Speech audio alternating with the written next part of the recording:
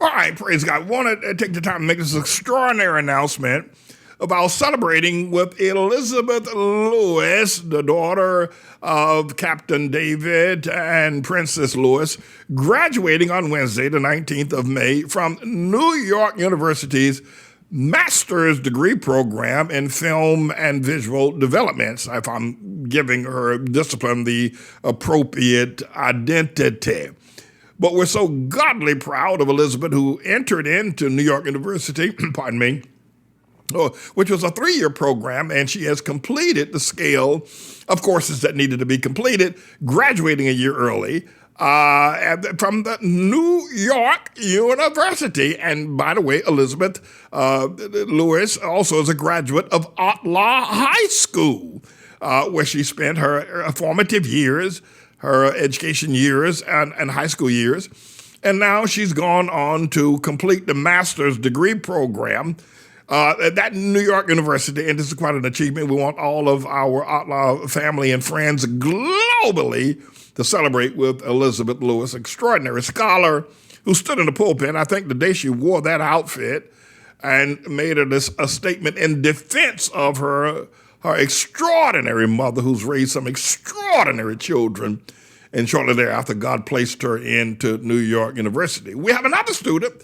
As one goes out, we have another student entering into New York University in the place of Mirit Abenyebu, who will be entering this year. And we also have a present student who is a rising junior that's also attending New York University in the presence of ambidextrous Anna, if you will, Elizabeth LaFleur. So we are knocking on the door of New York University like you will not believe. It's been a great time for us in terms of how God's elevating our education system. This is symbolic. It's where Jesus was baptized. It's where John baptized.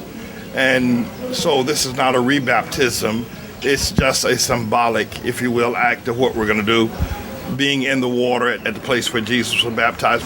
And what I'd like to do is to baptize today that we would come to terms with the understanding of what God is calling for in righteousness.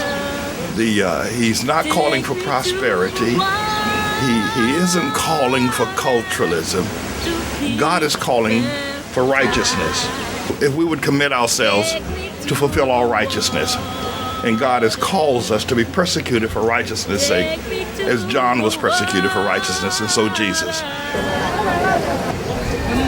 I got to tell you that I'll never forget this experience of actually stepping in the water where Jesus were baptized and where John has baptized so many people. This is such a historic and a powerful, powerful sight. Just to touch the water was so critical. And I'm glad that people got baptized to have that experience. It was a safe experience and a great experience. I'm not even going to change my clothes. I want to just stay in baptism mode until I get back to the hotel. So that's what I want to say. All right. This has been live from the Jordan River. God bless you all. Peace. That's nice. Get everybody. Righteousness. Boom, chakalaka goes right there. Over the years, we have served more than 1 million meals to hungry bellies and hungry people here in the Harlem community. And I wanted you to be able to see that. I want you to see our involvement with youth, our summer youth programs, our courtyard being used as a place where children can be safe, guarded, and protected as they have their miniature swimming pools, and a safe place for children to eat that is guarded, that is protected by our own sense of security, and the wholesome and fresh meals that we serve. We wanted you to be able to see the mission of this church.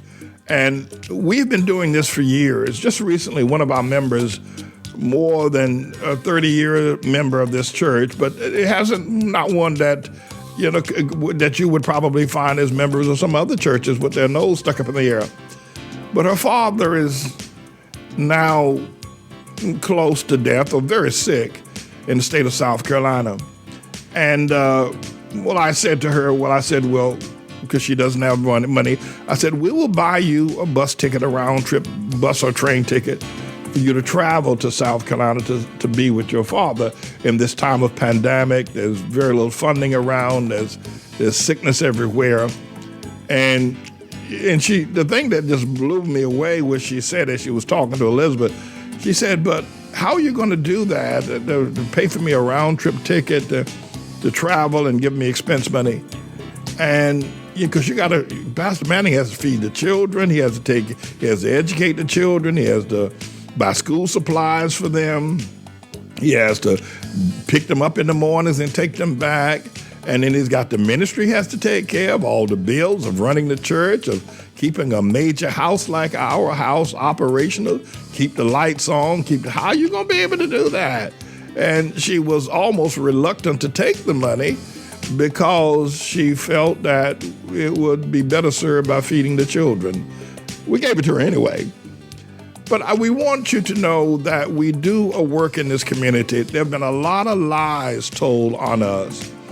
And it's almost unimaginable why some of the people that have lied on us. But I can tell you behind all of it is the LGBTQ community.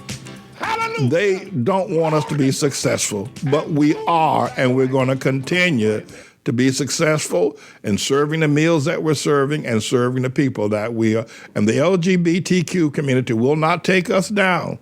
They are not going to take our church. Yet they've defamed us. They've written ugly newspaper articles about us. They've marched against us. They've done a whole lot of ugly things. But you see what we have done, and that's not even the half of our service to children and to the needy in terms of our homeless shelters and the things that we've done over the years. And we will continue.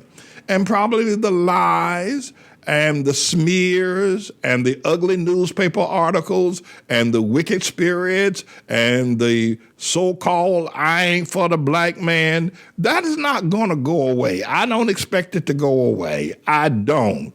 But I do tell you this, that we will succeed against all of that, for God is with us, and I am his servant.